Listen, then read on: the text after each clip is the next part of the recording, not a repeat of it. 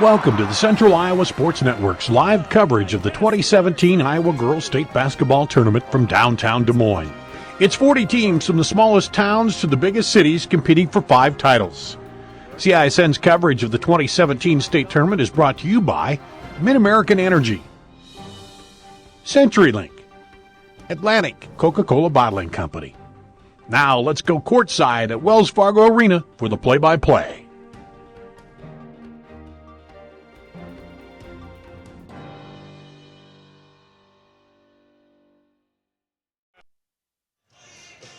Another beautiful day in downtown Des Moines at Wells Fargo Arena, day 2 of the Iowa Girls High School Athletic Union State Basketball Tournament 2017 style.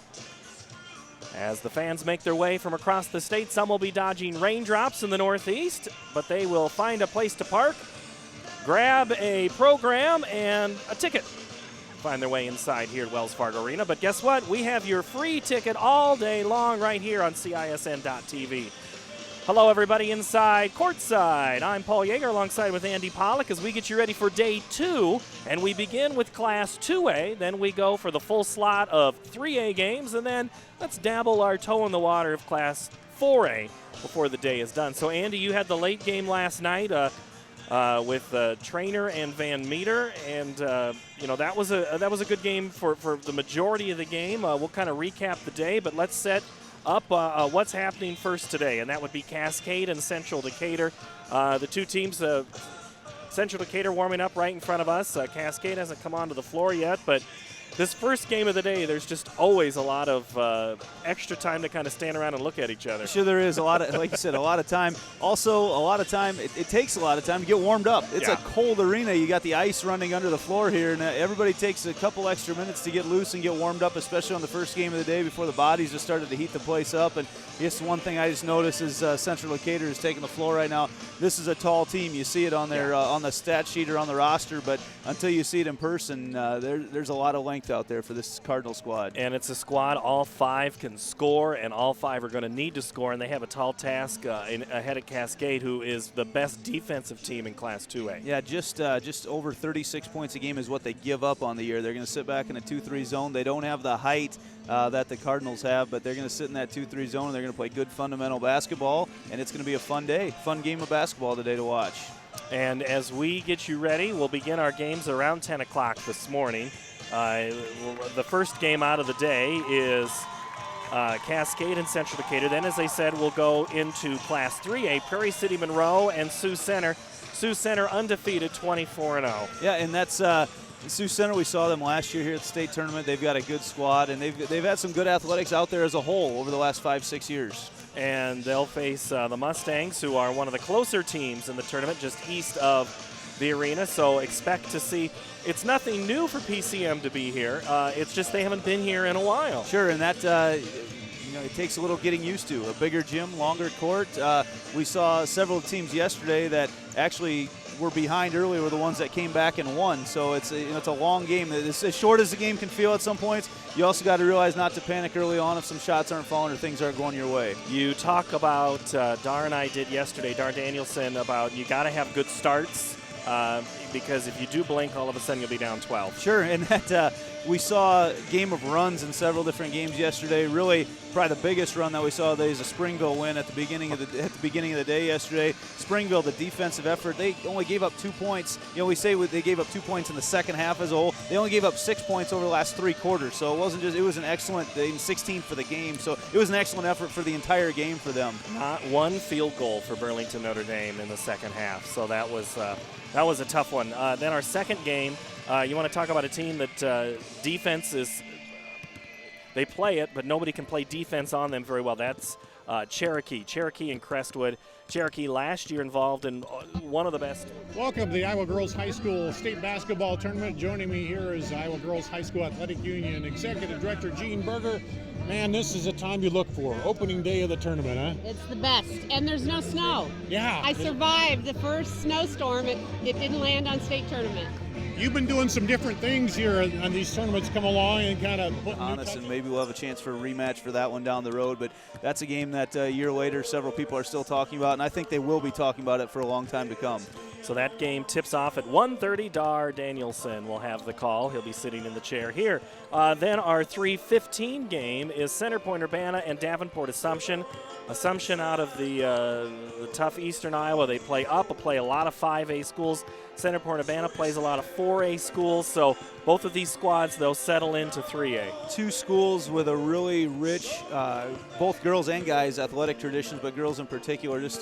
And you know that builds on itself, and no strangers to winning at those two schools. And then let me see your program. We have the final of Class 3A. Let's show her. We're going to see here today at the girls' tourney. Well, wait till championship. Then we have some things for the winners, but we do have some VIP hospitality on the floor. We're going to have some new in-game things. Brian Carlisle and Pat O'Brien will have that. And Ellie Ruffridge, she's our cover girl this year's media program. And there's a reason for that. She is outstanding. Just so much fun to watch. She can shoot from anywhere. She handles the ball, averages. Oh, she's the state's all-time leading scorer now. Averages over 30 points a game here in her senior year, and that's nothing new. I mean, she's been right up around that 30-point mark for at least the last 3 years. So it's so much fun to watch. But it's not a one-man show or a one-gal show, I should say, at Pocahontas. They've got a lot of girls that we saw it last year here at the tournament. They had a lot of ladies step up and score points when it was needed, and they're again one of those teams that's up and down the court. They're going to press. They're going to play zone. They'll press you the entire 94 feet. You can never take a break when you're on offense, and that's really what leads to a lot of points on the offensive end of the court for them. Ellie leads all tournament scores at 30 points a contest, and you were talking about the other ones that score. Faith Meyer, 13 points a game, and Grace Meyer at just under 10 points. But really, Peyton Jerlid is the one that kind of helped get them over the hump last year, as Pocahontas will play Clear Lake that game this afternoon at 5 o'clock. Then we'll dip over to 4A. The only team to beat Pocahontas is Nevada. The Cubs, 22-1, will play North Scott tonight at 6:45. Again, another team out of Eastern Iowa, out of the Mississippi Athletic Conference. And a long trip for them, Nevada, with breaking in a new coach this year, but they haven't missed a beat. Again, another school with a rich athletic tradition, a rich basketball tradition up there from just up I-35. And having that game will be the guy sitting right behind you. There he is, Dar Danielson. Look at him. Doesn't he look hunky? Hey, Dar. Hey, Dar, wave. Hey, Dar. Dar. Dar. It's loud here. He can't even hear us, and we're 5 feet away. We'll put him on, but Dar will have the game. We'll be here for that. Then Cedar Rapids, Xavier, and Grinnell, tonight's nightcap. Xavier out of 17-6, Grinnell 19-4. You could call Grinnell, they were preseason in the top 5, but they have absolutely done nothing to diminish their squad all year. They have done nothing but win. Yep, and that'll be a good way to end the night here. I expect, like yesterday, a lot of close games. I expect to see that, especially as the day goes on today, there should be some really nice, really fun games to watch. It was interesting talking to a couple coaches last night that were involved in those games yesterday. They didn't really realize how good of a game it was, and I expressed them. I hope they can go back and watch at some point, really appreciate those moments for how good those games actually were yesterday. All right, that's a look at our games for today. We'll take a quick break. We'll recap yesterday. After the break. We'll step aside and come back to the pregame show so we get you ready for girls basketball day 2 at the Wells Fargo Arena in Des Moines. Might see some contests and some interviews. We surveyed the teams with a questionnaire like what's the thing your coach says all the time, or who imitates, what's your favorite song. So you'll see a lot more of information about the girls and their teams. A little more of the color pink in there too, huh? Absolutely, pink and black. Well, we're a little nervous because we've been making all these preparations. You get nervous when these tournaments start, or do you feel everything's ready to go and here it goes? I get a little nervous. It's my first one. We had a meeting this morning and we run from 1 year experience to 42 years of experience. So we have some good people that know what they're doing. The facility people are awesome.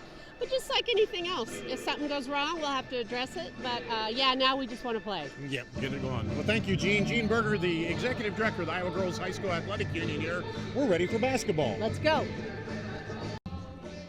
Thank you, Dar, with Jean Berger, and she had to be pleased with that first day. Andy Pollack, Paul Yeager here courtside. Let's get you ready. Let's recap a little bit of yesterday. Springville came in and just absolutely throttled Burlington Notre Dame on the defensive side. A 56-16 game.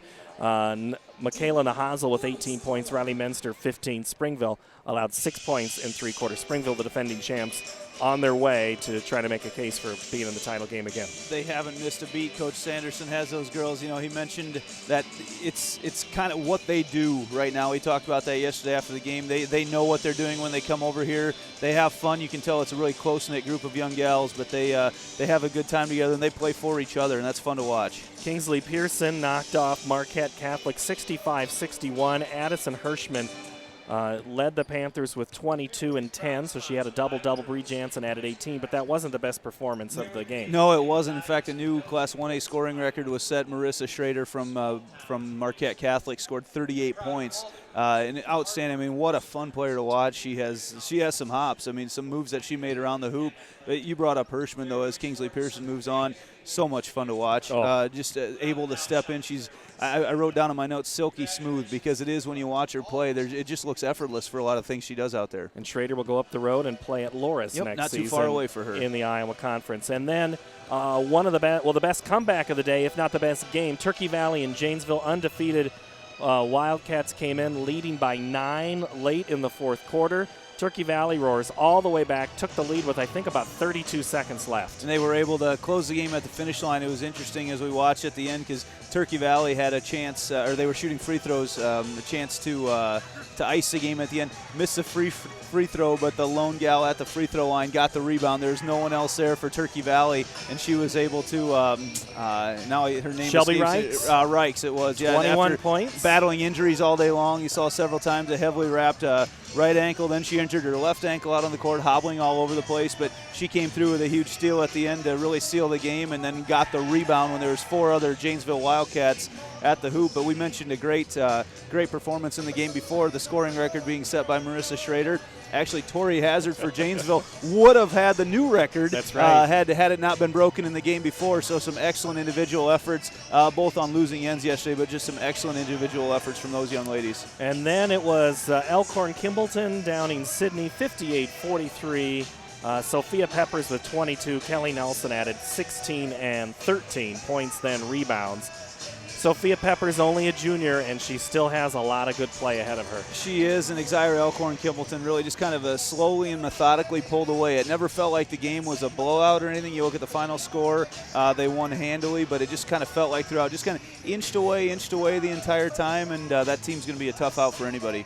And so then that sets up Turkey Valley, Xira, Elkhorn Kimballton semifinal, and a Springville Kingsley Pearson, which is a rematch of last year's semifinal. Which were also some fun games to watch. It's going to be interesting to see some of these teams, how they like to run up and down the court. We saw maybe some jitters yesterday, some extra turnovers that that the coaches weren't exactly happy with, but I'll be curious to see in that semifinal round who can settle in first, and all the teams play great defense, so we'll see who can settle in first and hit some big shots. We saw yesterday some big-time players making big-time plays when it counted. Then in 2A, it was Logan Magnolia and Iowa City Regina. Number 1, Iowa City Regina with a 67-54, second closest margin of victory. They actually had Bellevue was a 12-point win. I had it at 13, but we know sometimes math is not my strength. But Regina, Alex Weiss with 18 and 11, Mary Crompton 15, Sarah Lehman 14.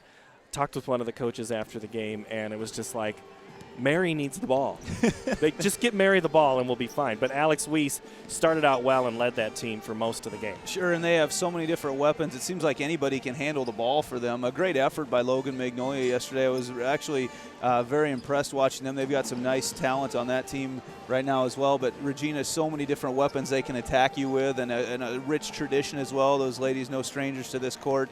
And they, again, kind of one of those games that it never felt like they really pulled away, but they were in control the entire time. That's right. And then the Western Christian North Lynn game, Ashton Verbeek for Western Christian goes 14 of 18 from the free throw line. She had 25 points, but the bigger stat, Andy, 19 rebounds for the University of Nebraska recruit. She is so much fun to watch. We saw her make some plays around the hoop. There's one that you basically got everyone in the entire arena to see. Got a collective, as she put it in. She drove in kind of a reverse type layup on the left side with her right hand as her body was spinning in the air. And she handles it. She's 6'1". She handles the ball very well. You see her taking it up the court quite a bit. And when she gets around, we saw her hit mid-range jumpers, but when she gets around the hoop, she's a finisher as well. And she is somebody that is just an outstanding athlete in general. Fantastic at volleyball, not too bad at basketball either for Ashton Verbeek. And then last night, Van Meter and Central in Trainer is a 60-54 win for Trainer.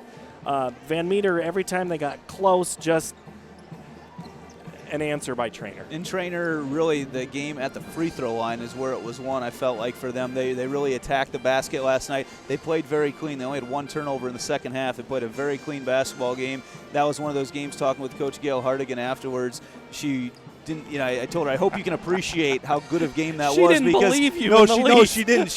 She wanted to end. They had a young lady as well go 12 for 12 at the free throw line. And so it was really just an outstanding effort. But they made plays when they needed to last night. And like you mentioned, every time that, in fact, it got tied up several times in the second half. Van Meter got it close, had it tied up. Every time, though, Trainer showing what they're made of, and they were able to make a play when it counted. All right, that's Andy Pollack. I'm Paul Yeager. We'll step aside real quick, and then we're going to talk about Central Decatur and Cascade. Get you ready after this. This is the girls' tournament from Central Iowa Sports Network, CISN.TV.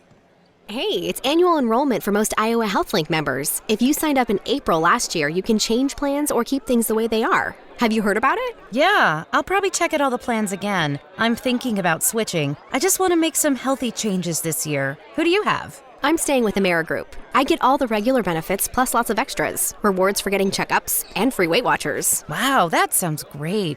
I'm going with Amerigroup too. Choose Amerigroup.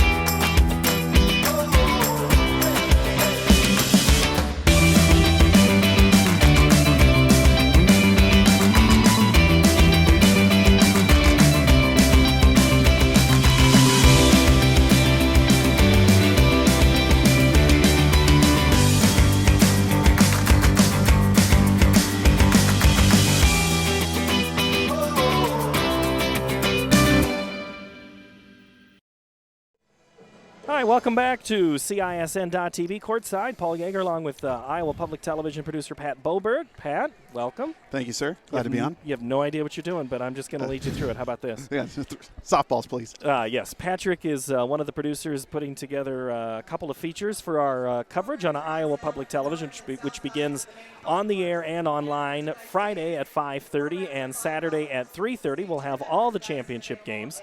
And one of the features, one of the interesting parts of our coverage on IPTV is the features. Pat did one on Central Decatur and went down to Leon, south of Des Moines, about an hour and a half. What'd you find out? Well, my favorite sport is basketball, and when you get to go, especially to rural communities, growing up at a 5A school in Des Moines, that you get to see ferocious ball, people that have to learn the game, not just rely on having a bunch of 6-footers. And Central Decatur is easily, the definition of team play, because they have to rely on everybody shooting the ball, everybody knowing what the passing lanes are, how to anticipate those passes, and that really was exciting. I mean, it was a blowout I went to, but that's still really fun. So who are some of these players that we're going to see for Central Decatur today? Well, the leading scorer is Emma Atwood, a sophomore, and another sophomore that's a stand on their team, Allie Masters, is one to look at. I think the player that people will probably notice a lot is the coach's daughter, Curtis Booth's daughter, Reagan Booth. She is the definition of a coach's daughter. She just knows how to play the game and probably has been, told that for as long as she's been around. Their shooters probably Gentry Hollinger, and the spark plug to the team is Lily Simons. So the starters are just really coalesced. Now, one of your stories, when will that story be available to watch online? Well, you could actually watch it right now if you go to Iowa Public Television's Facebook page or YouTube page. It should be the top thing posted right now if you really want to get 6.5 minutes of Central Decatur basketball. And you can watch the games live on IPTV.org as well as on air at Iowa Public Television across the state statewide and free. And you'll also be able to watch the games this year on Facebook Live. So if you're on Facebook, like the page so you'll know. And I think, from what I was told, you can sign up for like notifications of when we go live. But it'll be fairly close to the beginning of those games. So that's a new feature that we can do through Iowa Public Television. And your other story is? The 5A Davenport North Wildcats, and you won't be seeing them at the tournament this year. But they lose on a heartbreaking shot that you saw that you tweeted. If you want to see the shot, go to your Twitter feed of? Public Media Pat, and you'll just be able to see it's probably the second or third post down. But definitely a team that deserved to be here as far as talent goes, but then, just fate just stole it from them. And some of the players on that team? Paige Bradford is the junior who is going to be a standout next year, and Janaea Houston is the senior that's the only recruit inbound to the Iowa Hawkeyes this year. The only one? The only person they signed, okay. And the features, is a little more towards about her. But, she's definitely the standout. And her challenges that she had during the season with injuries. Yeah, that's correct. She's had a back issue a couple years ago that took her out, and then this year just right with 8 games left, she hurt her ankle, and it kept her out with just a minor drop back in on a Pleasant Valley game. But that's the breaks, right? That is. That's Pat Boberg. I'm Paul Yeager. Thank you so very much, Pat, for stopping by. Enjoy the game. Thank you, sir. All right, we'll come back. Andy and I will get you ready for tip-off between Cascade and Central Decatur right after this on CISN.TV. I'm an environmentalist working hard to protect Iowa's natural resources. I'm an employer committed to providing a safe workplace for Iowans. I'm a farmer consistently producing quality products for consumers worldwide. I'm an animal welfare advocate, protecting and promoting animal well-being in everything I do. We're Iowa hog farmers, and we care. And we care.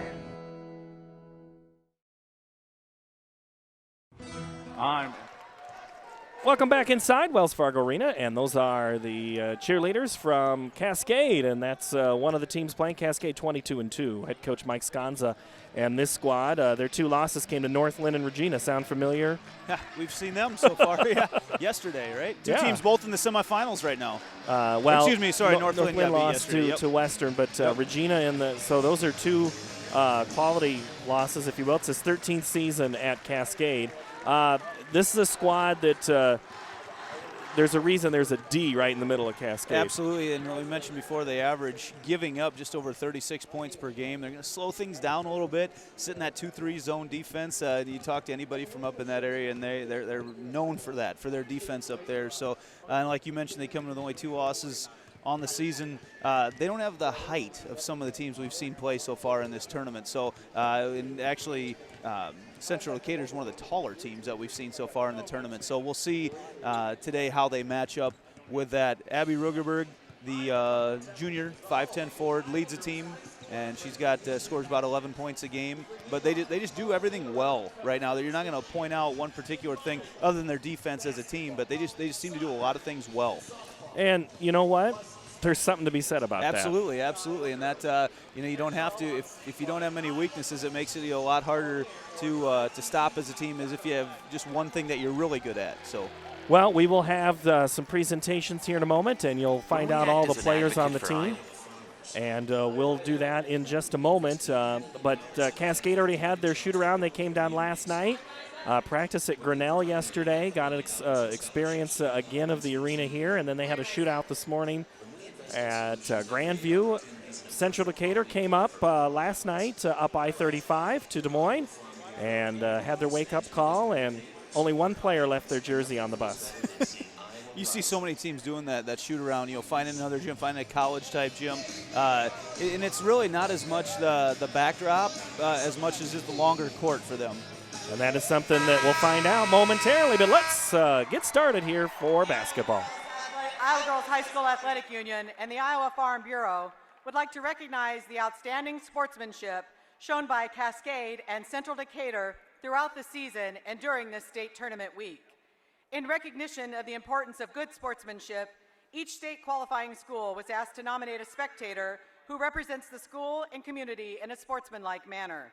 Karen Brown of the Girls Athletic Union will present each nominee with a certificate of recognition and a $250 check payable to their school's scholarship fund. Please join us in honoring these individuals whose decorum and respect for others serves as a model for all spectators attending interscholastic events. From Cascade, Tammy Bruns.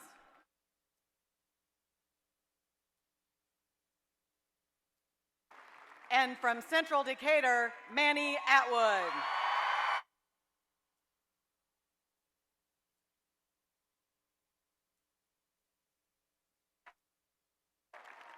Now let's meet the non-starters for the visiting team on the scoreboard, the Cascade Cougars. Number 5, Zoe Ryan. Number 11, Annie Ryan. Number 55, Skylar Dolphin. Number 15, Morgan McMullen. Number 25, Tanya Menke. Number 31, Laura Kramer. Number 35, Rose Strang. Number 13, Rachel Trum. Number 41, Jordan Simon. Number 51, Danielle Federspiel. And the assistant coach for the Cougars is Ernie Bolaba. Now the non-starters for the home team on the scoreboard, the Central Decatur Cardinals. Number 12, Abby Ridgway. Number 22, Allie Boswell. Number 24, Tiana Black. Number 30, Riley Bell. Number 32, Elena Applegate. Number 42, Maisie Lindsay. Number 50, Erica Koslerich. And number 52, Kennedy Buckingham. The assistant coach for the Cardinals is Darlene Fuller. Now let's meet the starting lineups for both teams. For the Cougars, number 1, Nicole McDermott. For the Cardinals, number 10, Allie Masters.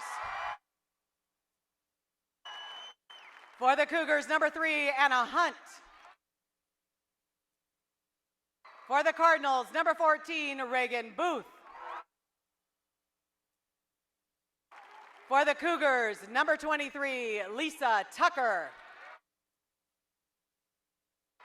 For the Cardinals, number 20, Lily Simon. For the Cougars, number 33, Riley Takis. For the Cardinals, number 34, Gentry Hollinger. For the Cougars, number 45, Abby Ruggeberg. And for the Cardinals, number 44, Emma Atwood.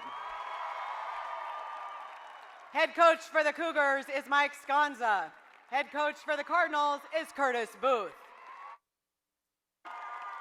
Our officials for today's game are Jeff Bermel, Steve Klein, and Ross Hemsley.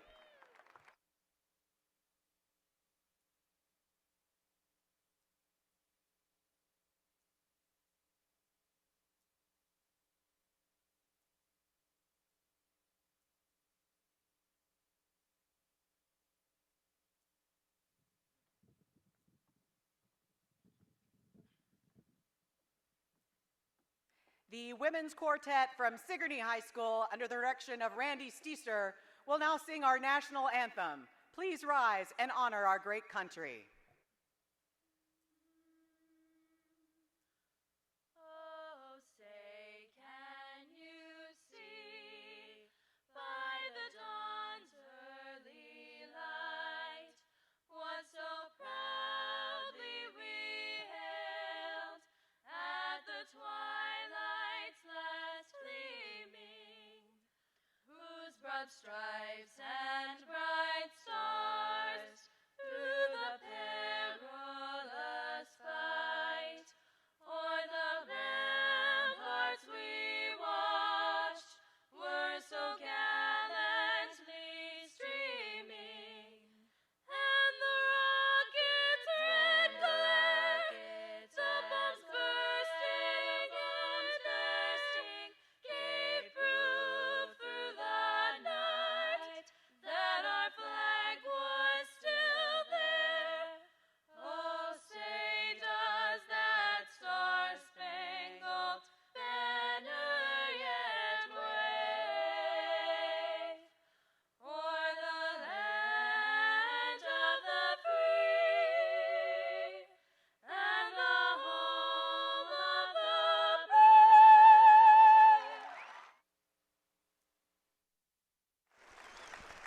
It's time for high school basketball in the girls' state tournament. Today's broadcast is coming to you on the Mid-American Energy Iowa High School Girls Sports Network.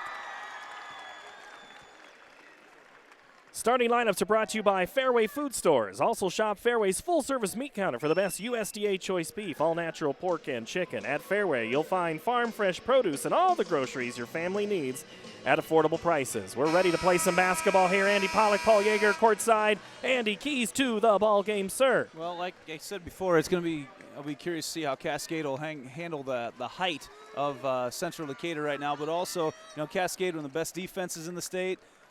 Central Decatur, one of the best offenses in the state. Something's got to give. And we'll find out soon. The old saying, though, Coach, defense wins championships. Yeah, offense puts the fans in the seats. Well, they're making noise behind us from Cascade. We're ready to tip it off, and retaining it is Allie Masters and Reagan Booth. And quickly up ahead come the Cardinals. They're in their white uniforms with Cardinals on the front, red numbers trimmed with black. Moving the ball around quickly around the perimeter. Three-pointer on the way, no good. And it's going to be tipped off of the shooter, which was Reagan Booth, and it'll be Cascade basketball. And we see right away that zone defense, Cascade just pestering them all over the place wherever that ball goes. And a little bit of full court pressure here from Central Decatur. Up ahead go the Cougars. Laying it in is Lisa Tucker. There's no slowdown there. No, and Tucker just recognizing that they had numbers and taking it right at the hoop. An excellent job of handling the press. And press 2 from Cascade. 2-0 early on. Cascade still in that zone after the press. Big court passes here from Central early on. Three-pointer from way out. Off the front of the iron. Rebound comes in is short by Masters, and Cascade's Lisa Tucker the rebound. Great job. Didn't get the initial box out, but was able to get the rebound after that. It's tough to rebound out of that zone defense. You got to find a gal right away, and she was able to do it the second time.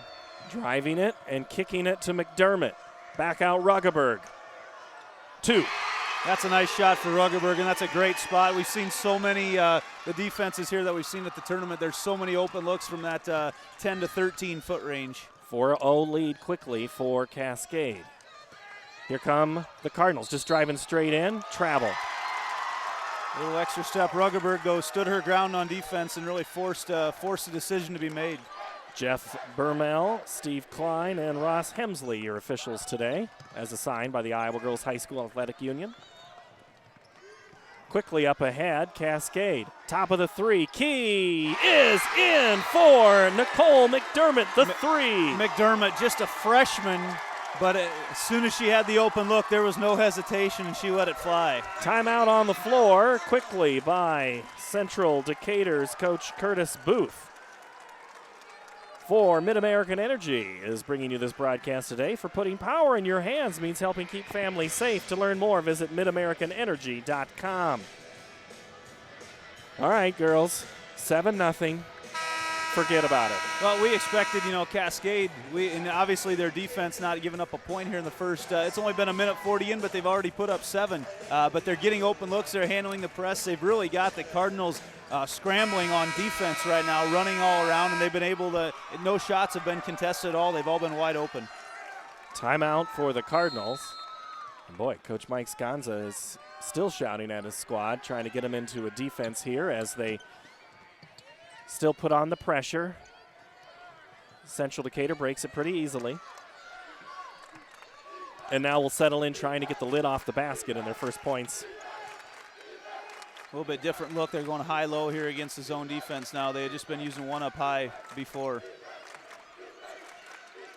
Atwood has it now into the corner. 3-ball. Good for Lily Simon. And they're going to have to hit some shots like that to try to loosen up this zone a little bit of Cascade. Yes.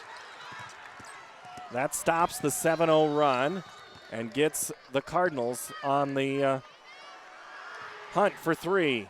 Off the mark, tipped around, rebound down for Cascade and Anna Hunt. That's McDermott. Now it's Hunt. McDermott, such a nice job right now as a freshman handling the ball and fighting for rebounds out there. Nothing slow about this Cascade offense. No, they just move. Constant movement out there. Constant movement. And a foul inside. It's going to be Allie Masters whistled for that. The sophomore. So we'll shoot some free throws with Riley Takis. She hits the first one.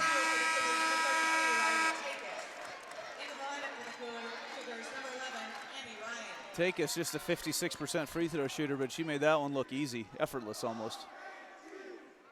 Second one is off the back iron, and Simon the rebound, or Masters. Masters dribbles through, and then it's going to be fouled by Tucker. So if you can get some fouls on the press break, that's one way to attack the team. Yeah, and Tucker kind of got caught in no man's land there as they had a full head of steam, and she was just stuck right there in center court. Excellent job recognizing it and taking it right at her. Cardinals will inbound it just in front of us here, and we'll go to the basket on the right side of your screen. Ball gets away momentarily from Simon, but she gets it back, tries to go inside to Masters, and it's a turnover, too tall. Simon made a great play to get it back, but then as she fought to get it inside, like you said, just a little bit too high. Look at this interesting set that they use Cascade to get the ball inbounds. 4 girls running in a circle. Well, if it's hard to defend and no one can break it, then we'll keep doing it. Driving to the hoop is Simon, who's checked into the ball game. You know, Cascade, it's interesting how they're handling this press break. They get up to about center court. They don't have many issues, but then you just see the whole team goes flying at the hoop, and right now you haven't seen Central Decatur get back. And again, it's just caused a lot of easy looks. And the first free throw is up and good for Jordan Simon, the freshman. It's been fun to watch a lot of young talent so far at this state tournament. Simon, another one that we've seen out there on the court. She makes a pair. 10-3, the lead is 7. Back to the biggest lead of the ball game for the Cougars. That foul was on Emma Atwood at the last break. Inside, the runner goes for Lily Simon. She has all 5 of their points. Yep, she was able to attack before Cascade got all the way back and set up in their defense. Boy, Cascade moves the ball fast. Driving in, hard off the glass, no good shot by Ruggeberg. Taken away by the Cardinals. Here comes the quick transition, and it's stolen away by McDermott. Up ahead, breaking away is Ryan. She'll pull up and wait for some team. Ruggeberg, got it. Just great unselfish play. There was 3 ladies that had a shot at it before Ruggeberg finally took her shot. They knew who the scorer was on their team, though. And another turnover. Cascade just keeps coming. Oh, a little bit of maybe a step there from Simon, no call. Driving in, the runner won't go for Ann Ryan. Good to see Ryan as taking it at the hoop, attacking that defense. And some long passes out there for the Cardinals so far. 3-pointer, good for Lily Simon. Lily Simon is having herself a night. She's got all the points so far for Central Decatur. They're going to have to find her on defense. Lead cut to 4. 2 threes so far for Simon. And now a little slower set. Ruggeberg pulls it out and her dribble up.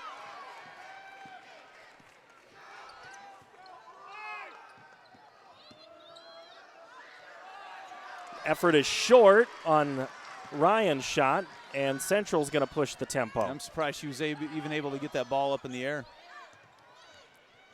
The 3 was thought about by Atwood. Instead, taking it is Booth, and the rebound to Ruggeberg. Masters had that rebound, and just as she went to go up with it, just flat out lost it. You absolutely have to hold it all when you are. It's that drill of you just grab a hold and do what you can to not let anybody else grab a hold of it. And this broadcast is brought to you by the group that's focusing on farm safety to promoting animal care, protecting Iowa's natural resources, to enhancing the quality of life in their communities. Iowa pig farmers are doing it right. To learn more, visit iowapork.org. Just made me hungry. I work the Iowa State Fair and I'm there in the morning. I have no qualms about eating pork in the morning for breakfast there. Do they have any of the concession stands up yet serving tenderloins? I see them advertised all around here. I think I got to get my bearings here.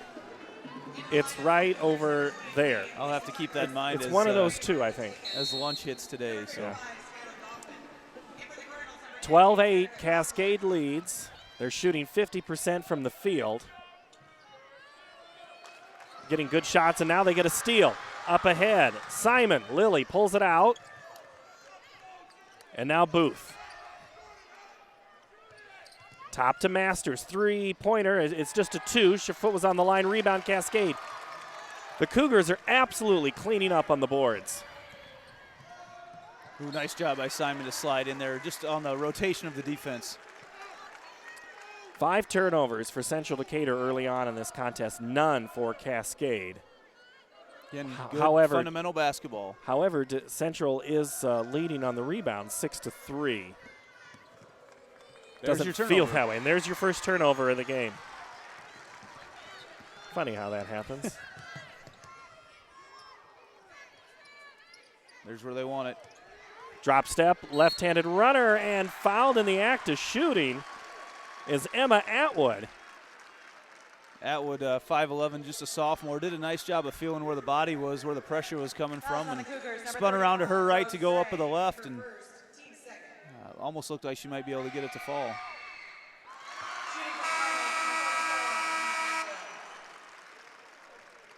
And first free throw is good for Atwood. Her first point of the game. First person not named Lily Simon to score for Central Decatur. Second one is good. Hits them both. I love how Cascade, they know right where they want to get to break that press. They get it right to the middle of the court. No one stopped her. Nice Good drive. Yep. That's Lisa Tucker for 2. Tucker recognizing again, not back on defense. Central Decatur. And that's going to be a foul on Lisa Tucker. Picks up her second. Might be a developing story here as the day goes on.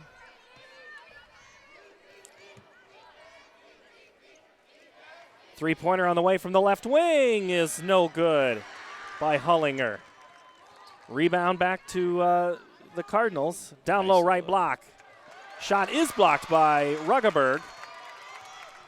They got the ball right where they wanted it in that zone, but Ruggeberg able to get a hand on it and clear it the other way. Ridgway was trying. It was her shot that was short.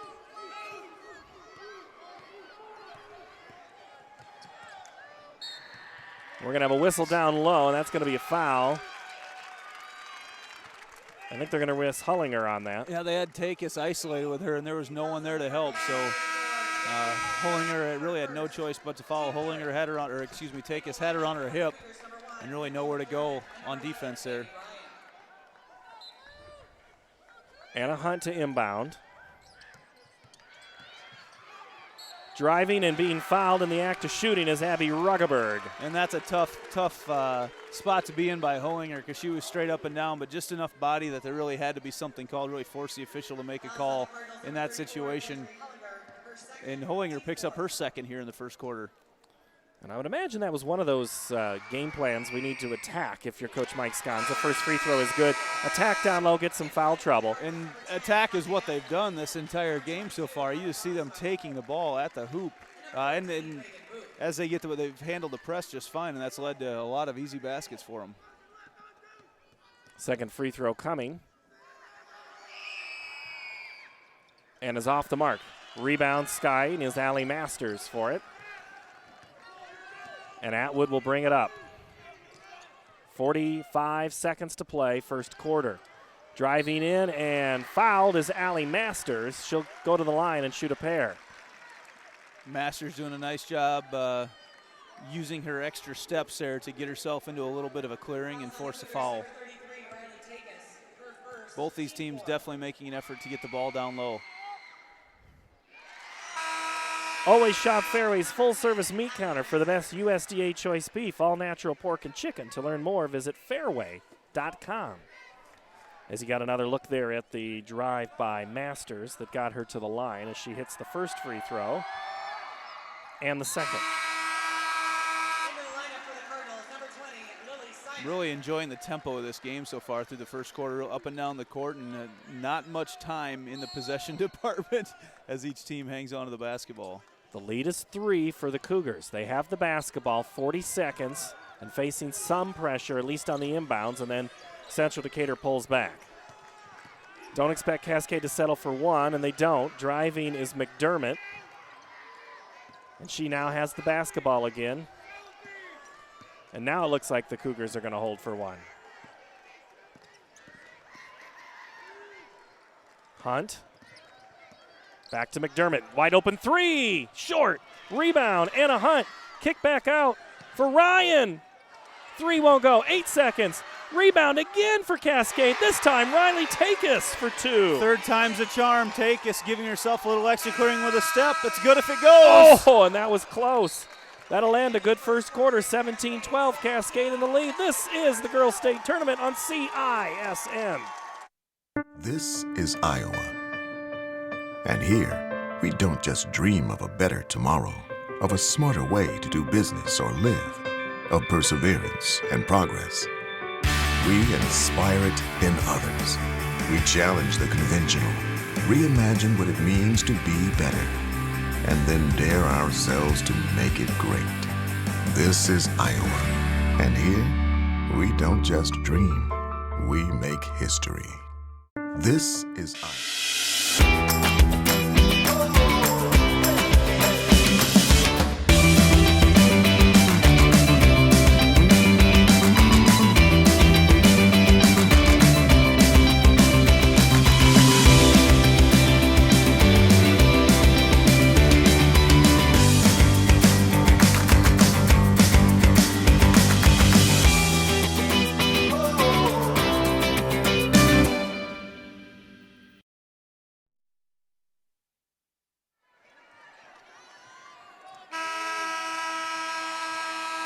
Central Decatur is averaging 71.8 points a game. And they're a long way from that right now. I'm actually more impressed by the way Cascade has been able to get to the hoop right now, and they're the ones on the torrid pace after the first quarter. And Cascade is a squad that is averaging only 50 points a contest. Not sure that's the shot they wanted coming out of the break. Interesting now that Cascade has backed off the press. Kind of what you had on early, but sometimes fatigue sets in, or you just want to save it for a time when you need it. Lots of reasons for coaches to do things. Moving to the hole for the shot is Atwood, and it was good defense by Mullenberg. I think the Cardinal fans wanted a foul there. They didn't get it. I think there might have been a couple extra steps taken as well. Ruggeberg. She pulls up that dribble and kind of gets into trouble. Three-pointer on the way. No good. Rebound Cardinals. That's Kozlarich, who played some in that first quarter. Now she starts the second quarter as Emma Atwood brings it across. Long baseball passes. Dangerous. I knew that wasn't. Yep. I knew that wasn't going to end well. McDermott and one. No, doesn't go. So she'll get 2. But it looked like for a moment she had the chance for the 3-point play. I'm really enjoying watching Nicole McDermott play basketball so far today. Just a freshman, 5'9", averages around 11 points a game, and she's had a great start to this one, and really in control out there. You see her, she hasn't made a lot of mistakes that you've seen some of the freshmen and sophomores in the tournament. Sometimes you're like, no, pull it back a little bit, and you just haven't seen that out of her. Miss one, make one for McDermott. And Mack gets the first free throw, or first points of the second quarter. The lead is back to 6 for Cascade. Still that zone, moving it across. Three-pointer on the way is nothing but net. That was from a long ways out there by Booth, coach's daughter, from deep. And just like that, the lead is 3. Central Decatur played here last year. Cascade's 3 on the way from Hunt, no good. Cardinals get the rebound and push the tempo. Ruggerberg, the only one back to play defense on Masters, who gets the deuce, and it's now a 1-point game. Masters doing a great job switching over to her left hand at the last second, just kissing that off the glass. Ruggerberg, no fouls, but she chose not to step up and stop it with a foul. So now the Cardinals feeling it. Nice move to the hole. Good drive by Takis, and she'll go to the line and shoot a pair. And Kazlarich really got just kind of stuck in a bad spot with Takis on her back. They were back-to-back. She really didn't know where the ball was. Kind of got lost in there, and no choice but to foul, as the foul is starting to mount up right now for Central Decatur. And that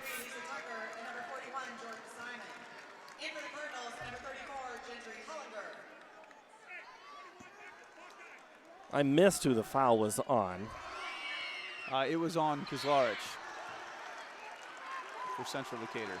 Now they're going to have a foul now on McDermott. Foul by okay. Now I got it. Now I'm with you. Central Decatur has the basketball. Driving through that great defensive Cascade. Now they're jumping out on every pass on the perimeter. She kept her knee as a pivot foot. I think they're forcing right now the Cardinals into maybe a little bit different pace on their half-court offense than what they want. Three-pointer looked good from Booth, but it was off the mark, and there's going to be a foul underneath, and it's going to be on Cascade. Man, Masters was up in the air to get that rebound. A great view of it here. And that's Takis' second foul. Team number 6, so one more, and we're going to be shooting free throws the rest of the half. 5:18 to play second quarter, 18-17. Cascade in front of Central Decatur. The Cardinals 24-0, the Cougars 22-2. Good game so far here. The last game of Class 2A in the quarterfinals. Too tall of a pass, but it works out just fine for Simon, who drives off the mark, Ruggerberg the board, and then dribbles it off of her foot and out of bounds. I thought that might have gone off of, looked like she dribbled off of Simon's foot, but the official right there able to make the call.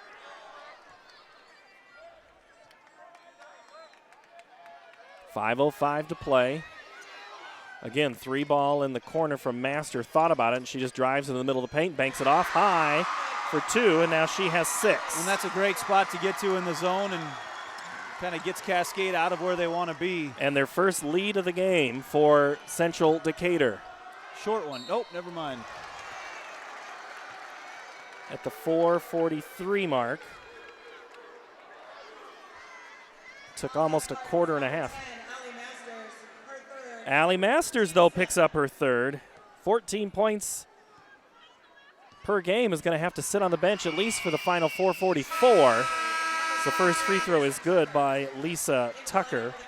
Masters had 6 points for Central Decatur, and she will not be on the court for a long stretch here. And that could be the story.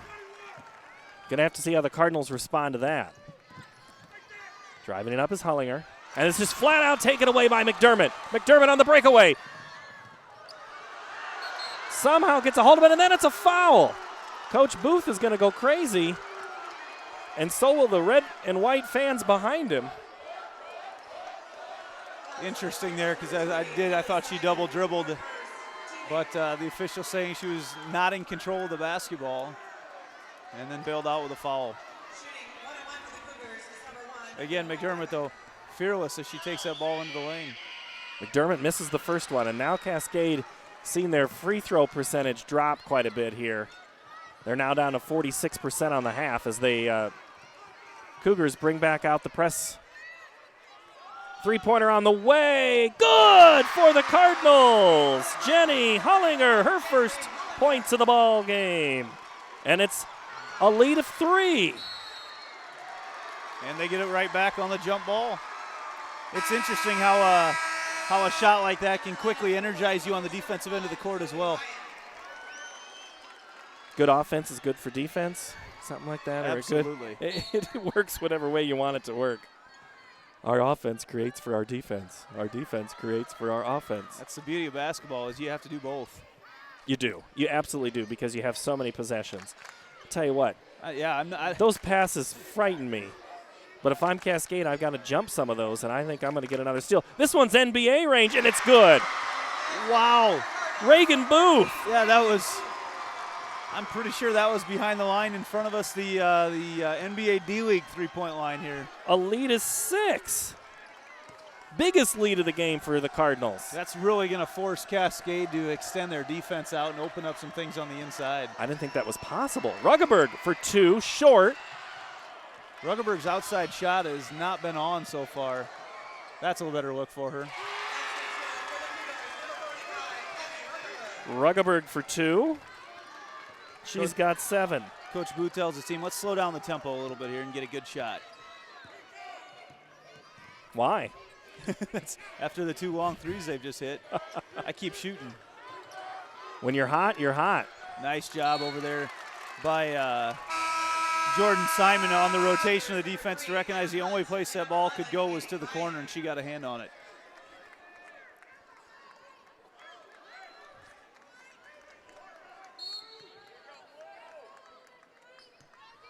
Cardinals have it in, just under 3 minutes to play. Leading by 4, stolen away by Ann Ryan. She's on the lone breakaway and lays it in for 2. Ann Ryan makes it a 2-point game. And it really started on the other end with just not a crisp pass by Central Decatur. Driving, cutting the distance, and missing is Hullinger, and Cascade gets the rebound, and they have a chance to tie it on this possession. It's really been a back-and-forth game so far. 3-ball corner, off the mark, rebound, Hullinger. The Cardinals have it. They got a breakaway, but they missed it. They got 2 running. That'll be free throws on that play. Ruggeberg, they're going to whistle for that one. Hey, basketball fans, save money while in Great Des Moines. The Catch Des Moines Fun Pass features deals and discounts at places like Fong's Pizza, the Science Center of Iowa, and MB2 Raceway. You got to look at the replay there, Andy. I was watching Ann Ryan's layup there. Just a nice job of reading the pass and all the way in. Free throw is good for Lily Simon. Simon leading all scorers right now with 9 points.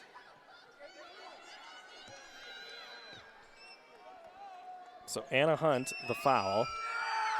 Second free throw is good for Lily Simon.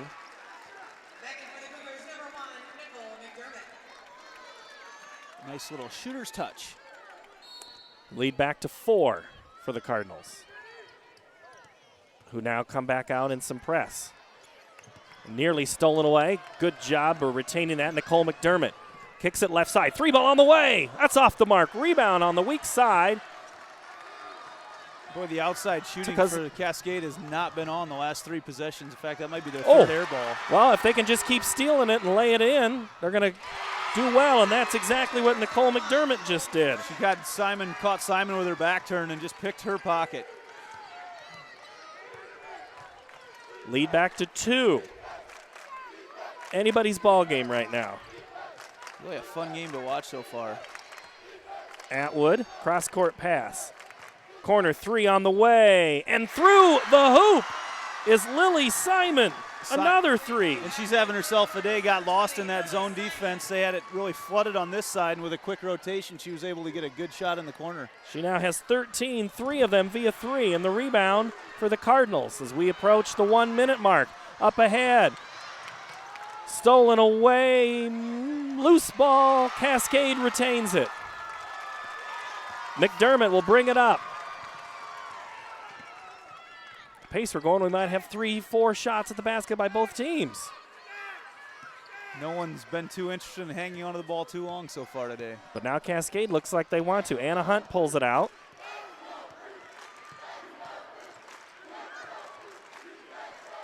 Cross-court pass, Ruggeberg underneath. Loose ball on the ground. What do you got? You got a Cardinal steal. Too tall of a pass, and they were lucky to get that one back. Yes, Great defense by Ryan. That's just good instincts right there and where to be to disrupt things. And good now ball handling as well. Emma Atwood able to just corral that one in. Now we get the holding for the last shot. I saw one possession yesterday. They got held for 1:10 at the end of a half. Was Centennial playing? No, that's. We've seen that out of them. Time Man, or two. And then that cross court pass, 4 seconds, 3 seconds, 2 seconds, and the buzzer won't go, and that'll end the first half. Oh, Lily Simon had the chance. Fell short, and that'll end the half 30-25. An 18-point second quarter for the Cardinals. But the big story, only 8 for Cascade. There's another look at it from up above. That's a great angle that you've got up in the scoreboard this year, and you'll see that look as the days go on here at the state tournament. But when we come back, Andy, we'll look at stats, and we'll also talk with Lisa Brinkmeyer from the Iowa Girls High School Athletic Union. We're at halftime of this Class 2A quarterfinal. We'll take a 2-minute break here along the Central Iowa Sports Network. Spring has arrived at the all-new Fireplace Superstore. Drop in and check out all the new 2017 patio furniture. At Fireplace Superstore, you will find Central Iowa's most complete outdoor furniture selection for your deck and patio, including gas and charcoal grills, fire pits, and wicker furniture. Get in on the early spring savings going on now. Fireplace Superstore has been creating your outdoor style for over 35 years. Fireplace Superstore just west of Homeacres on Douglas in Urbandale.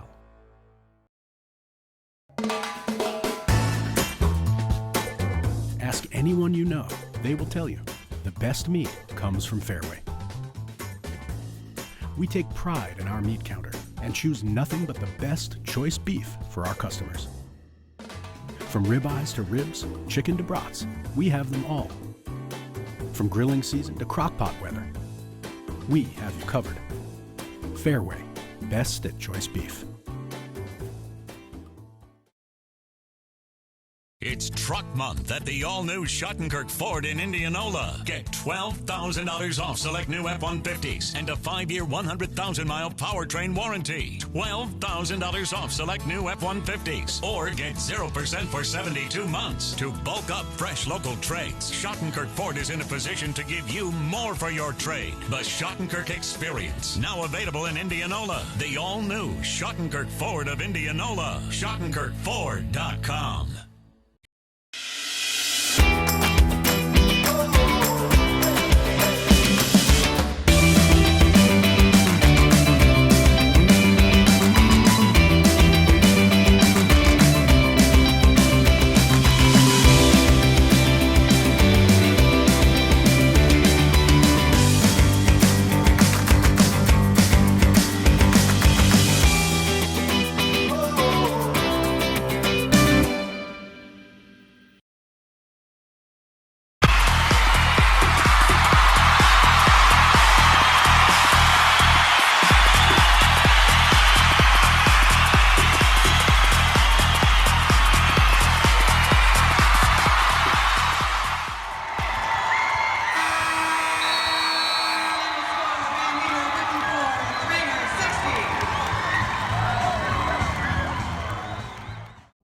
Brinkmeyer and Paul Yeager courtside here as we get ready for day 2. So, Lisa, this is always such a great environment. Great crowd yesterday to start the tournament. It is. And you know what? Small schools seem to bring everybody they've got, especially those schools that haven't been here in a while, bring a lot of extra spirit and fun. And it was just a rockin' day at the Well. Now, there's a couple of little tweaks this year that are different. And one of the things is featuring the Iowa girl at the end of the first quarter. How did that come about? Actually, our new executive director, Gene Berger, was talking about ways that we can get more people involved in our tournament and ways that we can recognize the people that have been an integral part of our past.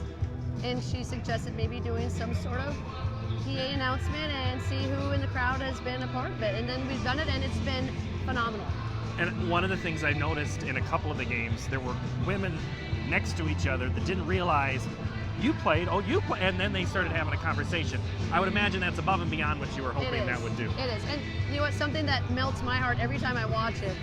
The ladies stand up and they have a big smile on their face and they sit down, and as they're reflecting on that moment that they just had, their smiles are even bigger. Yeah. And I love the fact that the smile on their face represents the experience they had with the Girls Athletic Union, because that is exactly what we were looking for when we did this.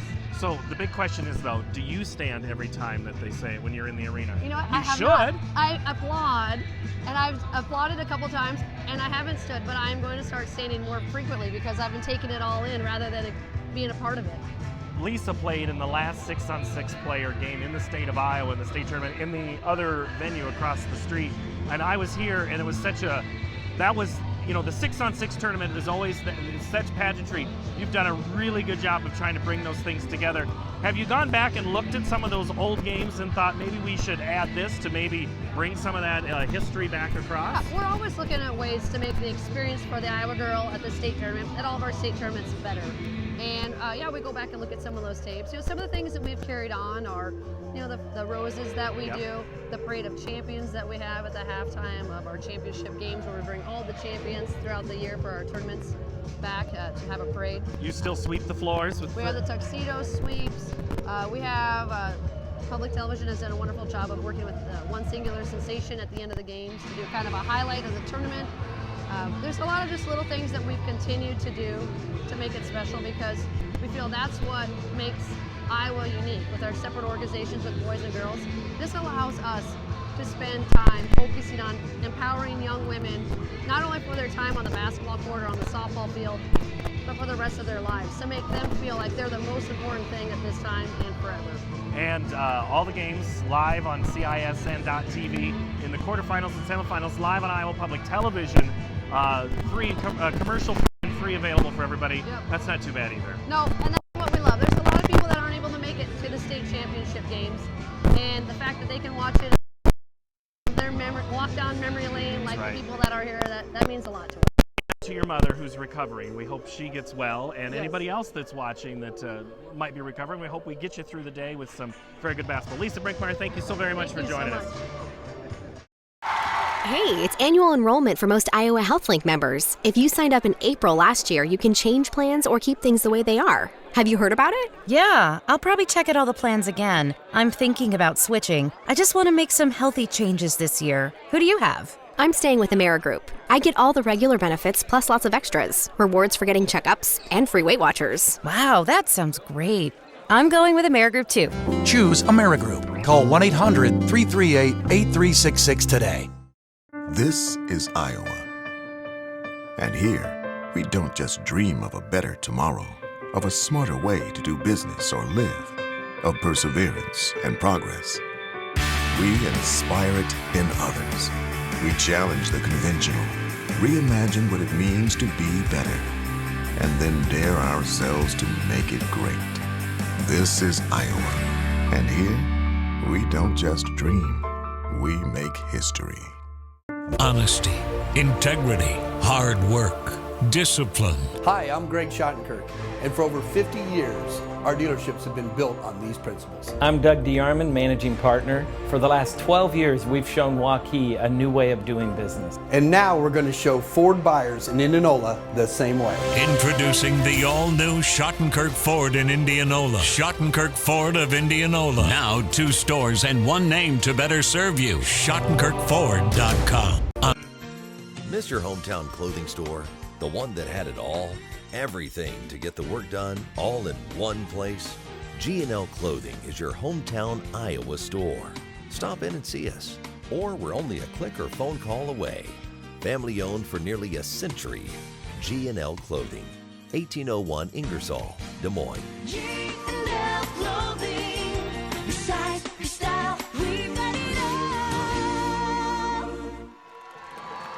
The fans start cheering just as we come back onto the air. How's that for timing, Andy Pollack? Perfect. They knew. They knew we were back here on CISN, the Central Iowa Sports Network, based in Iowa, that covers the Iowa Girls High School Athletic Union events here. All live quarterfinal and semifinal games will be live here on the web during the week. And then come Friday night and Saturday afternoon and evening, they'll be on Iowa Public Television. So, Andy, first half, it's 30-25. Central Decatur trailed by 5 at the end of the first quarter. In fact, they were down as much as 7 3 different times. Including a 7-0 lead to start the game. Including a 7-0 lead. Coach Curtis Booth had to call timeout and get the girls rallied, and it worked. They did. You saw them come out immediately. Just kind of settled down a little bit on offense, too. Cascade causes so much havoc in their defense in particular, but then they get to the offensive end of the floor, and it's just constant motion against this man-to-man defense that Central Decatur is playing right now. So it was a fun, up-tempo half to watch. We didn't know what to expect when you have the top scoring team in the class versus the top defensive team in the class, but probably about right where one might expect. The averages they're playing out right now. So. First half highlights airing right now on the web stream, courtesy of the in-house crew here at Wells Fargo Arena. Big thanks to them. You got to look at Abby Ruggeberg, also Emma Atwood. And here come the three-point barrage from the Cardinals. That was Reagan Booth. And then Allie Masters. Key for her will be getting her back onto the floor after she picked up that 3rd foul in the 2nd quarter. Yep, and I think one of the other keys to the second half right now is for Cascade on defense. They've got to find where Lily Simon is. Simon led all scorers in that first half with 13 points, including a couple triples as the half wore down. Cascade's got to do a better job identifying where she is on the court, which is tough the way they play in zone defense. And then if you're Central Decatur, take care of the basketball. 10 first half turnovers, and that led to a lot of easy baskets for Cascade. We have a slight delay to begin the quarter, and I think it has to do with a combination of timeouts and fouls. We had a little bit of a controversy last night in that final game about fouls, who had 4, who had 3. But I think the official scorer, Randy Krejci, got that worked out and confirmed with both teams. Everybody's on the same page, and we're ready to go. Randy is always in control over there at the scorer's bench here at the Girls State Tournament. Ruggeberg drives, and she's fouled right away. Emma Atwood will be whistled for that foul. And, Andy, I talked about it earlier. You know, I think that's what you got to do is just take it at Atwood if you're Ruggeberg. Well, and Ruggeberg got the ball right where she wanted in the middle post, and as she started to drive, they kind of cleared out that half of the court for her. So as she drove in, there was really no one left to help on defense, and Atwood was not able to handle her there. Ruggeberg with 7 first half points now has number 8 and 9 that she did both on free throws. So now the lead's back down to 3. And Cascade no longer pressing here in the 3rd quarter either. Three-pointer from way out is short, but rebound helps out Booth on her shot. Simon pulls it up. Now Atwood in the left block. Again with those cross-court passes. Going up and over. Really forces Cascade to rotate the defense.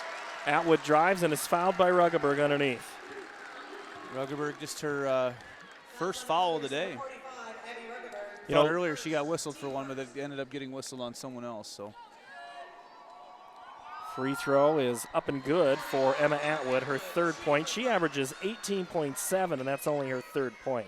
She just hasn't had a whole lot of looks at the basket today. They've done a nice job of keeping it out of her hand. She's only shot 1 shot so far.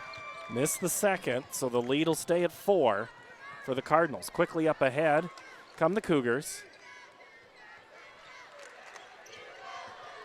Driving and nearly scoring is Tucker, and there'll be a foul underneath.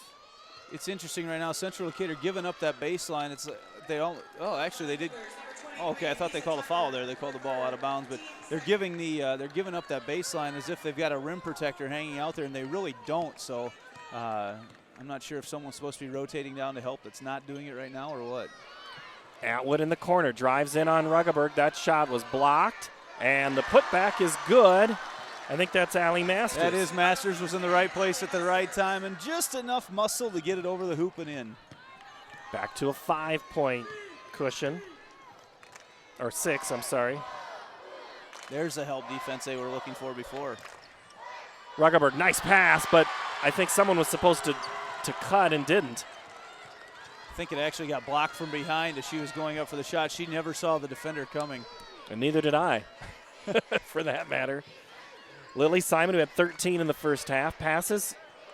Shot is blocked by, I think Ruggeberg got a hand on it.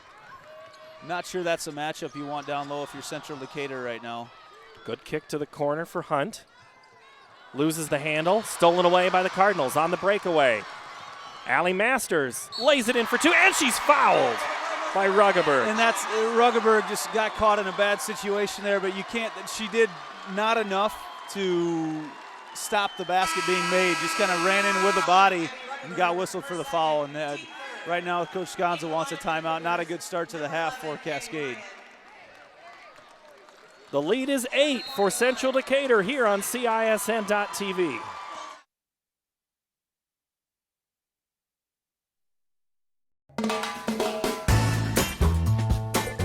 Ask anyone you know, they will tell you the best meat comes from Fairway. We take pride in our meat counter and choose nothing but the best choice beef for our customers. From ribeyes to ribs, chicken to brats, we have them all. From grilling season to crock-pot weather, we have you covered. Fairway, best at choice beef. Environmentalist, working hard to protect Iowa's natural resources. I'm an employer committed to providing a safe workplace for Iowans. I'm a farmer consistently producing quality products for consumers worldwide. I'm an animal welfare advocate, protecting and promoting animal well-being in everything I do. We're Iowa hog farmers, and we care. And we care.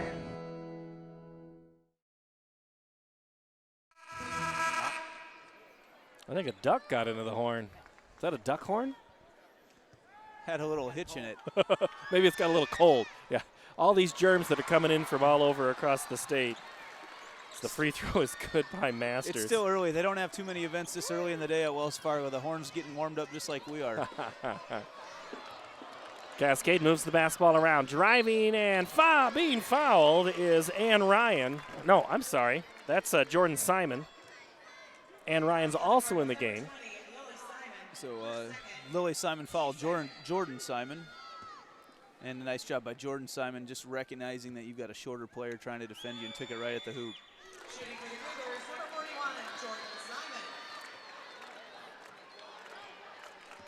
That ends a 7-0 run by the Cardinals. Both free throws good. Cuts the deficit to 7 now, and turnover. Oh, I thought for a second he was going to call foul, but that's exactly what you want to do. Is if you're Jordan Simon right there, set up right there on the sideline. There was no way that Lily Simon was going to be able to get around her without either getting an offensive foul or going out of bounds, and she went out of bounds. Good fundamentals. And I wouldn't be surprised if Cascade continues to apply a little more pressure, and now with an opportunity to change the poise of the game. Great move to the hoop by Nicole McDermott. Fake left, go to the hole strong. As you see so many gals doing at this tournament, they just know how to use that glass. Up ahead for the Cardinals, over our head almost. The cutting, Reagan Booth. Coach's daughter, just again, the kiss off the glass. She was a lot further out than you want to be for a layup in that situation, but she just was able to hold up, get control of her body, and put it off there nice and soft. The pass caught her in stride. Oh, nice move this time to the right side, Nicole McDermott. I just cannot believe that she's a freshman. In the middle of her move, there was a pump fake out to the corner that just gave enough clearing in the defense for her to go up for the layup. And now the Cardinals settle in. Three-pointer again. Good! Reagan Booth. Booth has really started to take over the second half, almost as if she was challenged at halftime, because she has done some great things on the court for Central Decatur. Lead back to 8. Coach wouldn't do that to his daughter, would he? If a coach, I would expect a coach to do that to his daughter, actually. Masters was going for the steal and just didn't get there. Ryan recovers. What's McDermott got in her pocket now? Drive left this time. She kicked it. Ruggeberg, 3-2, just in front of the line. Well, McDermott now showing that she can dish the ball off as well as soon as that defense collapsed. Giving Ruggeberg a wide open shot. Cardinals have it. Cross court, tipped. Simon gave up a wide open 3 there to baseball pass it across. Simon makes a move to the left, gets some space, won't go, rebound, Takis. Ryan's open, if McDermott can see her, gets it to her on the right wing, off the mark.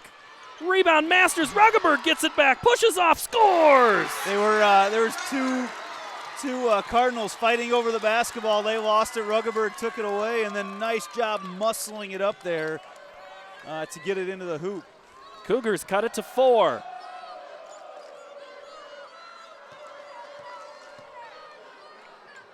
There's the spot they wanted. Atwood.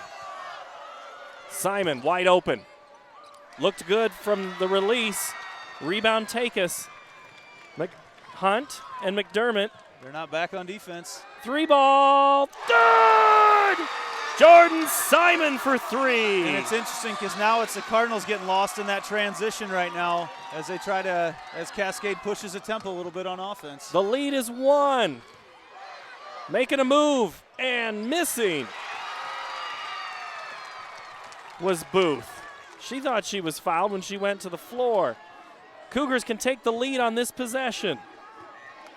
Ruggeberg drives, fouled. Oh, she traveled. Took that extra step as she was going up. There might have been a little contact to force that, but just a little bit of an extra step. Just a little extra spark in Cascade right now. Again, Central Decatur not turning the ball over as much as they did in the first half, so Cascade has had to work for it on offense a little bit more, but as they push the tempo, getting the Cardinals lost in that transition basketball. 7-0 run for the Cougars. As the Cardinals get it into the front court now. Driving all the way is Atwood, and she is going to be, I think, called for the foul on the rebound, and it'll go back to Cascade. I think they might have got Hollinger for the foul, actually. Let's see here. Yep, they got Hollinger. Yep, got Hollinger. her a lot of contact between both teams on the rebound there. That's her 3rd foul for Hollinger. So now the Cardinals will bring a little press, little 1-2-1-1. It's tough when you press like this, a zone press, and then you get back in a man-to-man defense. That's very difficult. Too hot of a pass for Tucker, taken away by the Cardinals. Yeah, Booth able to just reach in there and swat the ball away. Atwood dribbles it out, holds it now, Booth. Under 2 minutes to play, 3rd quarter. This one's flown by. Simon has a look. Simon been quiet so far here in the 3rd quarter. She's had a couple of open shots. 3 ball. All but down. And that's going to be a jump ball, and it'll stay Cardinal basketball. So now that also adjusts you for, because it'll go alternating possession. It's the Kizlarich has really done. She's made her presence known out there on the court. She not a lot of scoring, but is able to get her hand on a lot of balls out there. Taken away by the Cougars. Up ahead, the runner goes for Skylar Dolphin. Dolphin all the way back. The Cougars lead by 1. Great body control by Dolphin. Avoided the contact and was able to lay it in. A 9-0 run. 3 ball is blocked. Loose on the floor. They've got numbers now. We have foul, or we yes, have. We're going to get a foul whistled on Anna Hunt. And that was a fun little sequence of events there. You got a blocked 3. A great look. Let's look at it. Here's the loose ball. I think we had on a pile the up of 4 girls on the floor at one time. 2, 3. No, just 3. And then Atwood right there gets fouled on the hand. So Central will have it with 1:09. Down on the block. Simon has it. She carried the basketball. Just got a little bit of a stutter and kind of lost control just a little bit and had to carry it to get control again.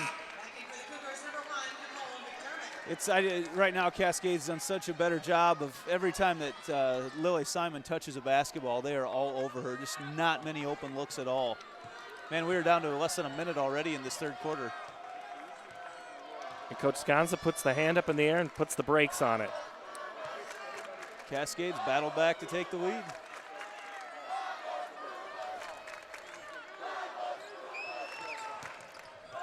And Central Decatur now is going to jump out a little bit. At least make him dribble it. Yeah. Because you might get a foul called.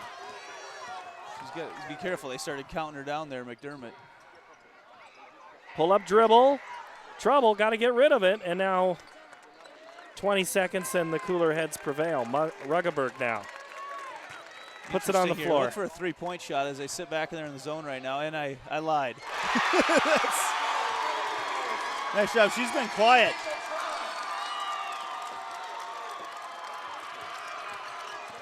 And I'm not even sure who that is because she's not on the roster. The shot at the buzzer, good if it goes, but it won't. Cascade leads now by 3, 44. Lead by 3 as we go to the 4th here in CISN. I'm an environmentalist working hard to protect Iowa's natural resources. I'm an employer committed to providing a safe workplace for Iowans. I'm a farmer consistently producing quality products for consumers worldwide. I'm an animal welfare advocate, protecting and promoting animal well-being in everything I do. We're Iowa hog farmers, and we care. And we care. Honesty, integrity, hard work, discipline. Hi, I'm Greg Schottenkirk, and for over 50 years, our dealerships have been built on these principles. I'm Doug DeArmond, managing partner. For the last 12 years, we've shown Waukee a new way of doing business. And now we're going to show Ford buyers in Indianola the same way. Introducing the all-new Schottenkirk Ford in Indianola. Schottenkirk Ford of Indianola. Now 2 stores and 1 name to better serve you. SchottenkirkFord.com. Honesty.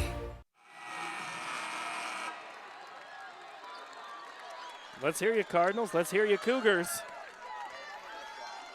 We got 8 minutes left, 44-41, and 19-11 quarter for Cascade. And they're 8 minutes from moving on to the semifinal.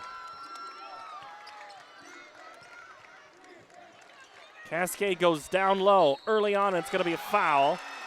Lisa Tucker drives, going right after Atwood, who draws the foul.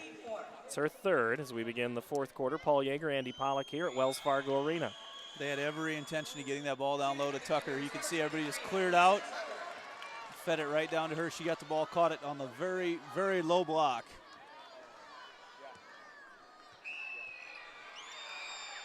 Second free throw.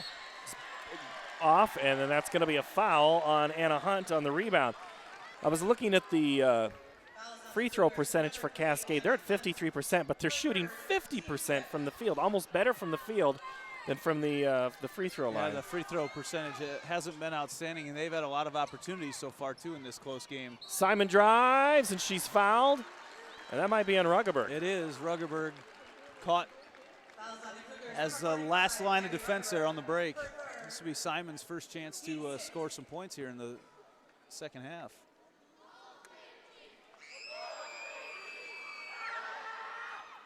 And the free throw won't go for Simon. Yeah, that'll tense you up a little bit. Cardinals perfect on the season, 24-0. Simon, the shortest starter for Central Decatur at 5'7". Everyone else 5'11" out there. Normally a 71% free throw shooter. She missed them both. Cascade with the rebound and a 3-point lead. And now a 6-point lead. Not sure they identified Simon really as a shooter there in the corner, and she calmly set it in. And now they got a steal and a putback. Reagan Booth is whistled for the foul, and going to the line is Nicole McDermott. What a third and early 4th quarter for the Cougars. And I keep talking about Nicole McDermott, but the freshman has just been outstanding today. The way she handles the ball, very calm out there for a 9th grader. The lead is 8, biggest lead of the game for Cascade, and it comes at the 7:15 mark. Not for long, as going up, Lily Simon lays it in. Atwood created that on the break, just waited for the defense to rotate over to her, and nice little bounce pass. We'll be back with the final 7:13 from Wells Fargo Arena. It's Truck Month at the all-new Schottenkirk Ford in Indianola. Get $12,000 off select new F-150s and a 5-year, 100,000-mile powertrain warranty. $12,000 off select new F-150s. Or get 0% for 72 months. To bulk up fresh local trades, Schottenkirk Ford is in a position to give you more for your trade. The Schottenkirk Experience, now available in Indianola. The all-new Schottenkirk Ford of Indianola. SchottenkirkFord.com. It's Mr. Hometown Clothing Store, the one that had it all. Everything to get the work done, all in one place. G&L Clothing is your hometown Iowa store. Stop in and see us, or we're only a click or phone call away. Family owned for nearly a century. G&L Clothing, 1801 Ingersoll, Des Moines. G&L Clothing. Your size, your style, we've got it all.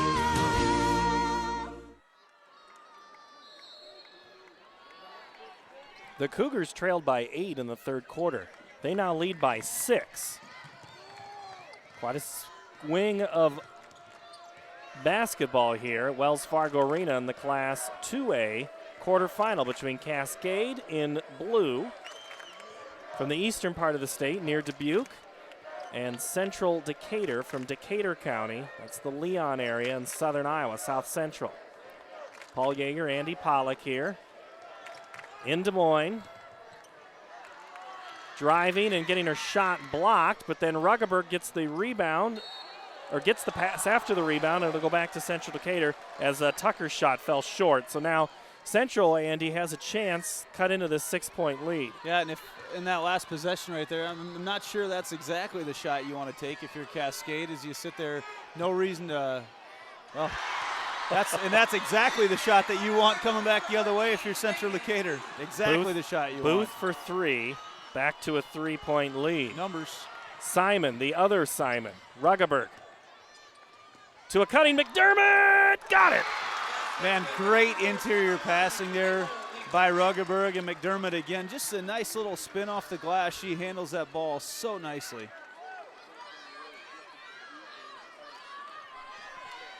Now Decatur, Central Decatur. Going back to the 3, off the mark, rebound, out of bounds. Back to Cascade as it went off Lily Simon. And they're going to extend their pressure defense right now. Again, you know, Cascade's done a pretty good job of handling that so far today. Only 8 turnovers on the day, and it's led to some buckets for them as they've got Central Decatur caught them before they've been able to get down and get set up on defense. Cascade feeling some heat. Tucker has it now. And now Cascade, 3-pointer on the way from McDermott off the front of the iron. Rebound goes to Reagan Booth. She rips it away. Looking for a foul. Oh boy, she just about traveled. Removed that pivot foot from its planted position. Atwood drives, scores.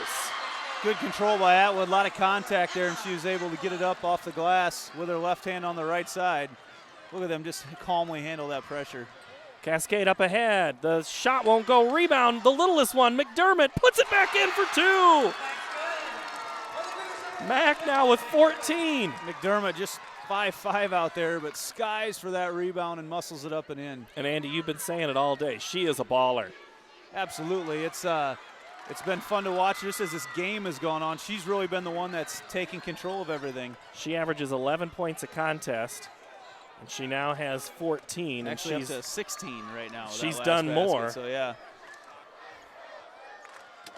And if you're Cascade, you are only working for good shots here. No sense to force anything.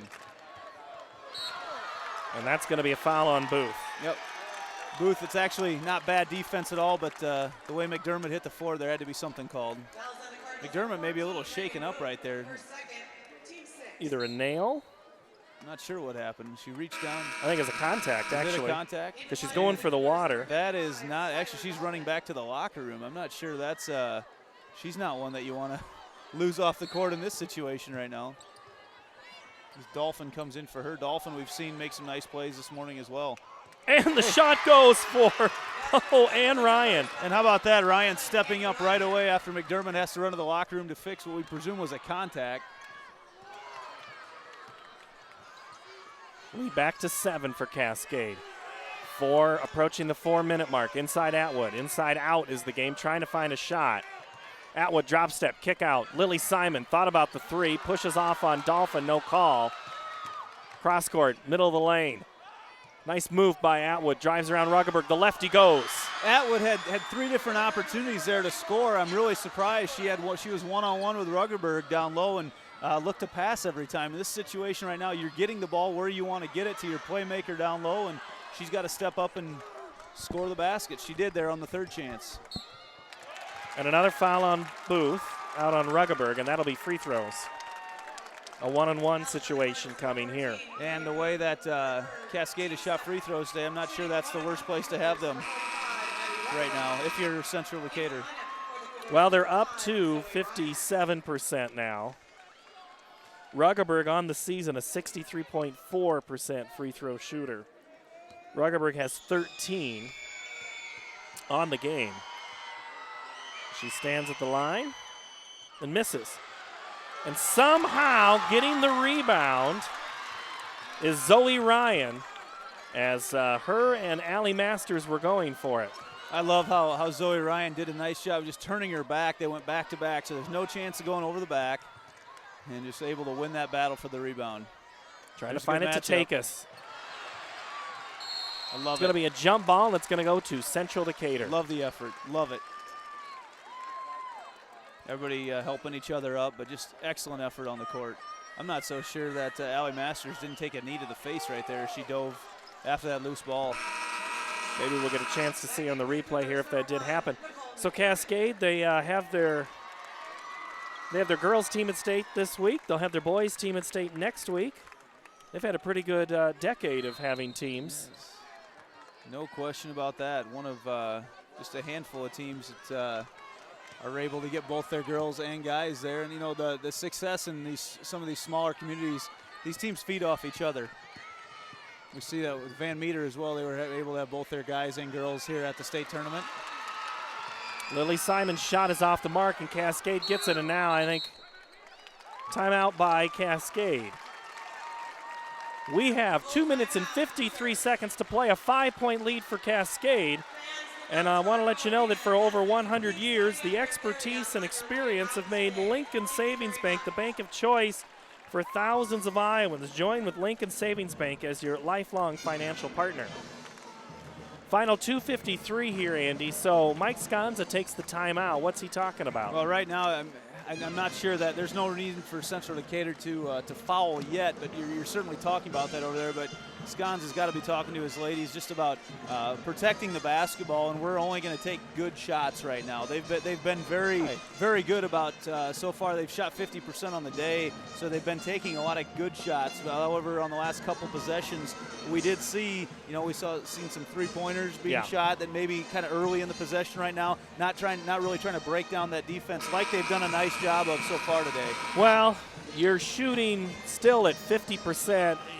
You want to keep finding those shots that are all but layups or bunnies or high-quality shots. That's a tough part right now, just in basketball in general. It's a tough thing to do when you've got a lead like this towards the end of a game. It's not a 10-point lead. It's not a 1-point lead. It's striking that balance between still attacking but also using as much clock as you can. In one sense, I think you got to say, no, just play our game and don't. Stolen away nearly by Simon, tipped off in the front court, then back court, then back to front, and now a foul as McDermott's back. And you darn well know, she ran as fast as she could to the locker room and ran back because she wanted back in the game. I'm not so sure that timeout wasn't taken to try to buy a little speed more that time up to get some time for them to get McDermott back on the court. McDermott with 16. Missed the front. Rebound for Hullinger. And the Cardinals down by 5. Simon has been struggling to find her stroke, so see what Cardinal can step up. Right there, Masters misses. Rebound, Cardinals back in. Simon again. That time, Masters is fouled. Masters, I'm glad to see her get a chance to go to the line because she was the one that really kept that play alive by going up and swatting it down in the corner to Simon, just kind of recognizing that she couldn't control it, but she could get it to somebody else that could. This group of seniors, Booth, Simon, and Hullinger for Coach Booth, have played a lot of ball together over their time. You can watch a story about them on the Iowa Public Television Facebook page. That'll be part of our coverage this weekend. Paul, you guys do such a great job with IPTV with your coverage of girls sports in the state of Iowa. I love watching all the coverage, not just the games, but all the in-depth that you guys do. There's a turnover by Cascade. And now you've got a chance for Central Decatur to tie the ball game if they can get an open three. 2:19. Good pressure. Both of these teams not immune to the pressure. Inside cut, basket. Good!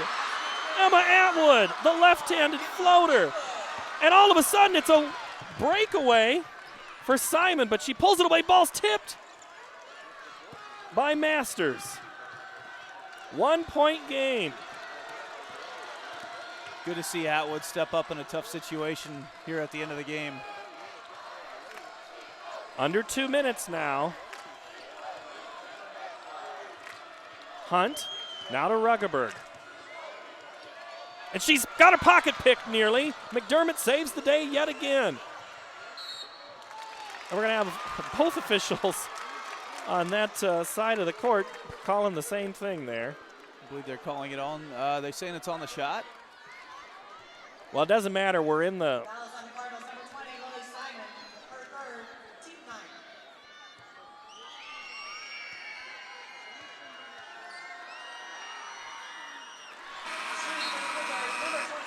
first free throw is no good by Lisa Tucker.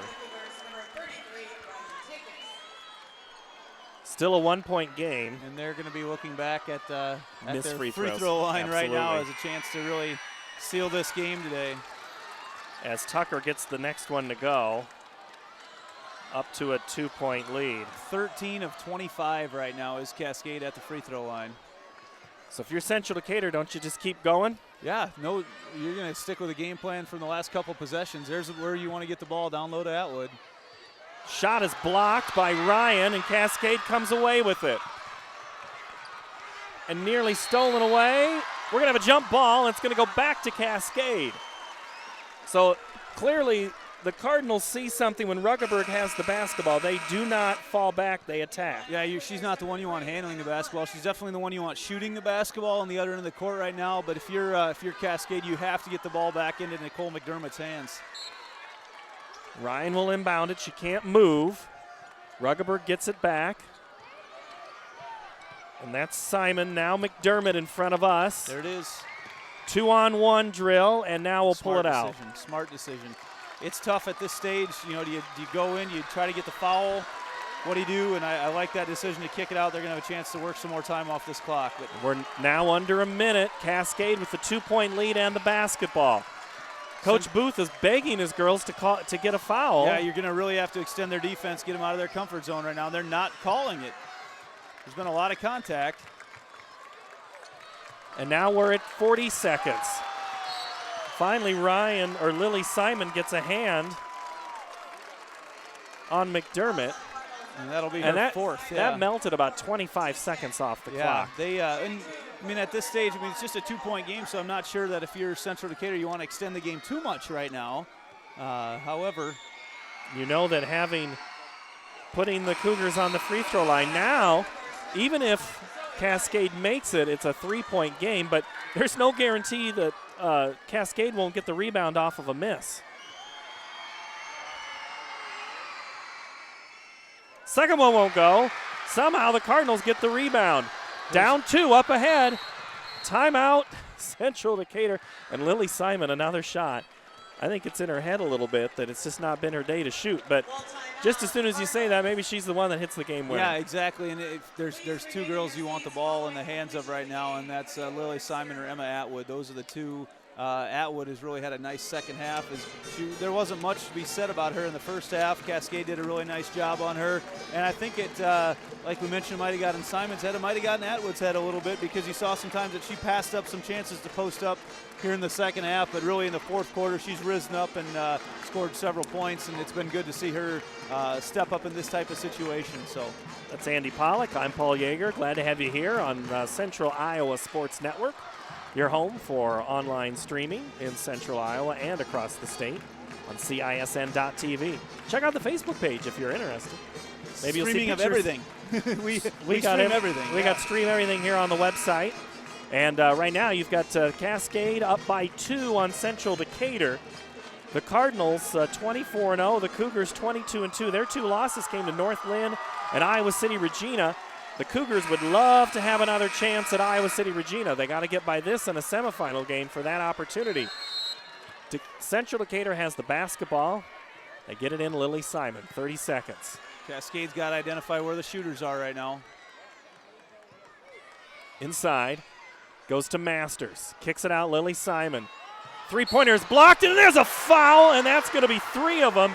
Jordan Simon knew it, and all of a sudden, going down hard is Reagan Booth. Right here in front of us, her teammates pull her up, and she's holding the right elbow, and that's her shooting arm. She says she's okay. 3 free throws. Boy, I tell you what, this is a situation that a lot of young ladies grow up thinking about, shooting free throws with a chance to win a game at Wells Fargo Arena. And the Cardinals are going to take a timeout. We'll step away. The final 22.4 when we come back. This is Iowa. And here, we don't just dream of a better tomorrow, of a smarter way to do business or live, of perseverance and progress. We inspire it in others. We challenge the conventional, reimagine what it means to be better, and then dare ourselves to make it great.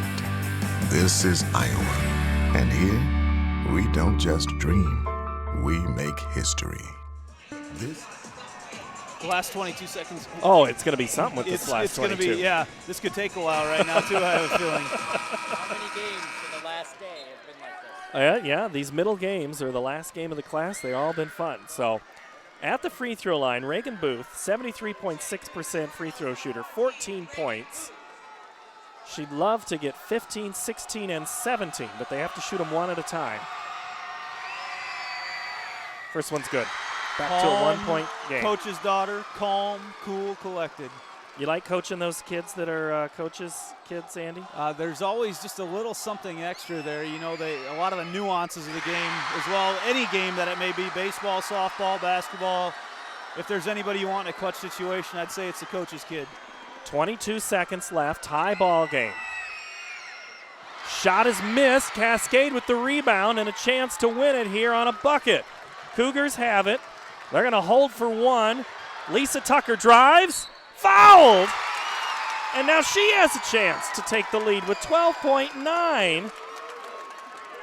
Tucker just kind of recognizing that there was no one on her and took it right at the hoop. Why hold for one if you can't pass up an open chance like that? Here's a look at it again, Andy. Yep, definitely a foul there. You just can't pass up that open opportunity, even if you're trying to hold for one. You want to take that shot if you have a chance for it. And Masters was called for it, and that's her 4th. So let's just say we stay tied. You're going to have to start looking at some foul issues because Ruggeberg has 4 for Cascade. Tucker has 3. So Reagan Booth now has 4 as opposed to Allie Masters. And Booth was kind of the one that came in and got a good chunk of the arm. They could have called either one of those, Masters with the body or Booth on the arm, and chose to call Booth. So Masters has 3. Simon and Booth have 4. First free throw is good. Ice in her veins, Lisa Tucker.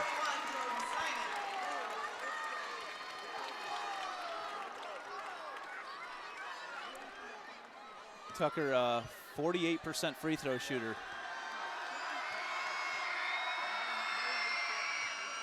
Second one is missed, and it's going to be the average holds.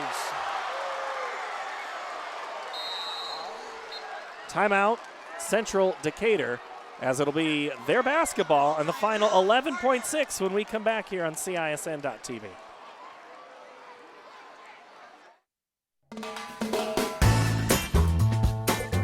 Ask anyone you know, they will tell you the best meat comes from Fairway. We take pride in our meat counter and choose nothing but the best choice beef for our customers. From ribeyes to ribs, chicken to brats, we have them all. From grilling season to crock-pot weather, we have you covered. Fairway, best at choice beef.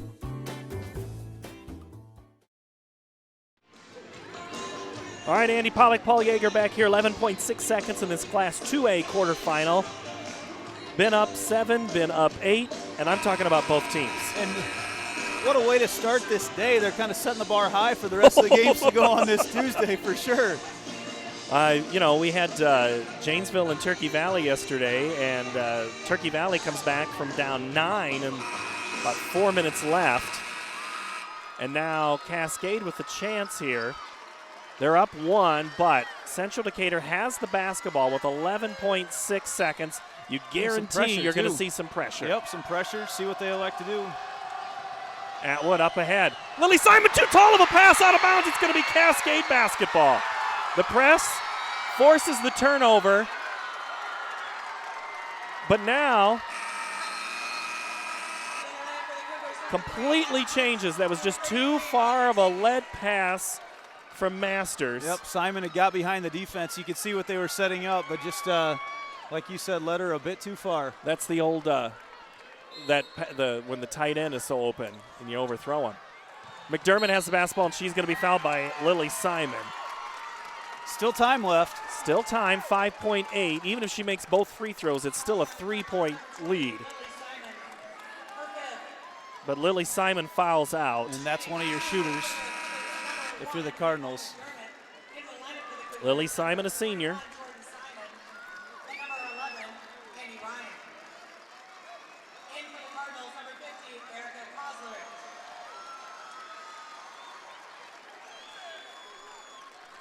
So she'll go out, and come into the line, Nicole McDermott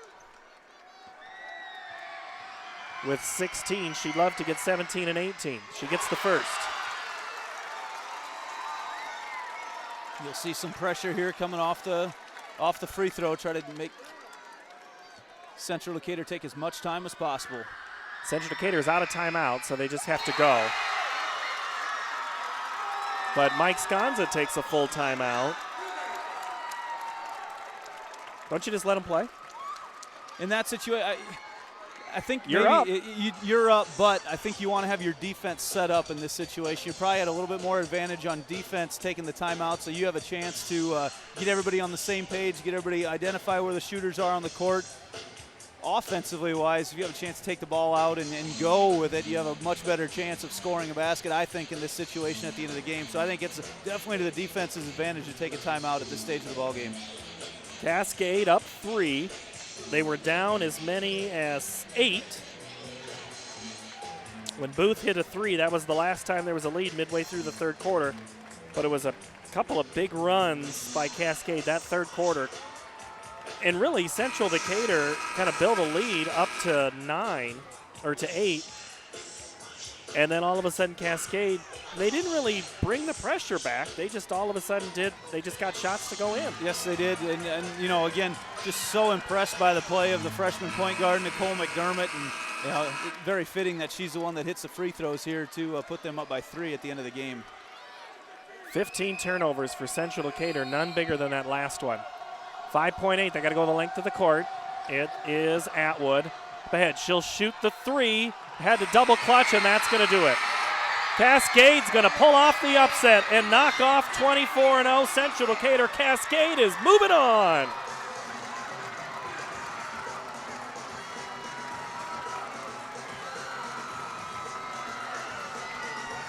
Let's watch the, maybe we'll get one last look at that last play of the game as we see both teams exchange. It was just Emma Atwood. I don't think the play was designed for her, Andy. Probably not. It's, however, I really appreciated the defense by Cascade on the last play, staying straight up, no fouls, but just enough pressure there to challenge the shot. A 15-15 tie in the fourth quarter. Iowa Farm Bureau, title sponsor of the Girls Athletic Union.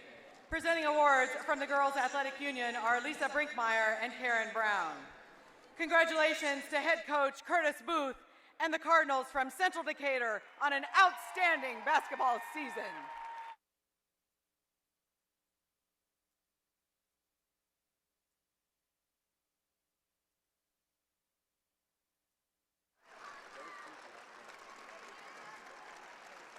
Well, Central Decatur. Cascade fans, your team advances to the Class 2A semifinal, where they will face Trainer on Thursday at 3:15.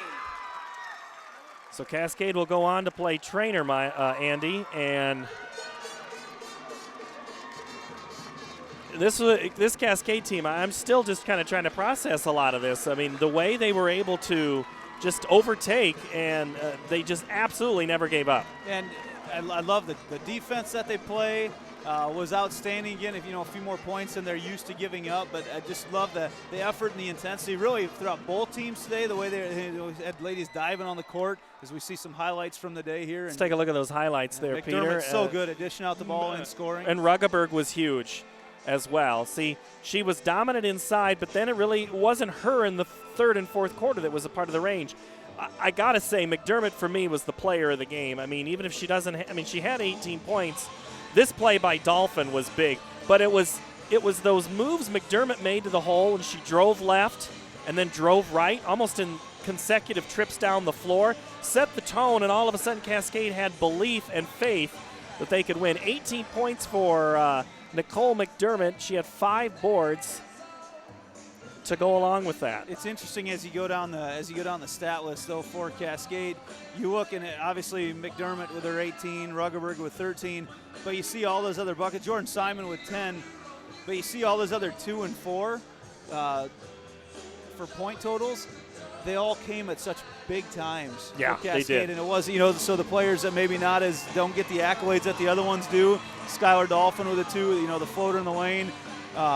Rachel Trum stepped up right before the end of the quarter and was able to put one in as well. And so they were big moments that some of your players that maybe don't normally step up in those situations were able to step up and make a basket.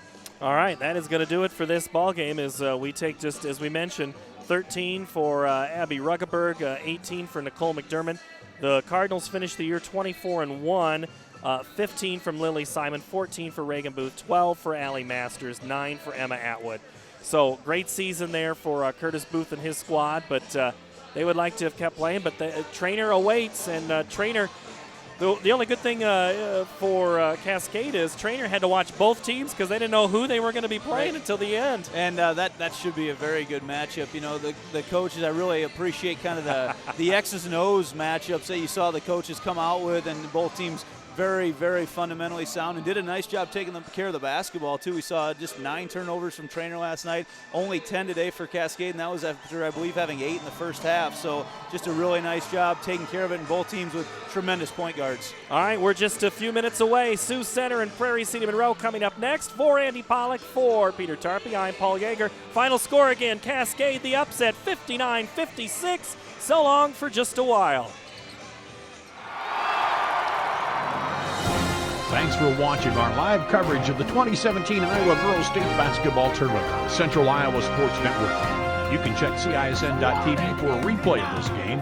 The free coverage of today's game brought to you on CISN by Mid-American Energy, CenturyLink, Atlantic Coca-Cola Bottling Company, and the Iowa Girls High School Athletic Union. That's all for now from Wells Fargo Arena in downtown Des Moines.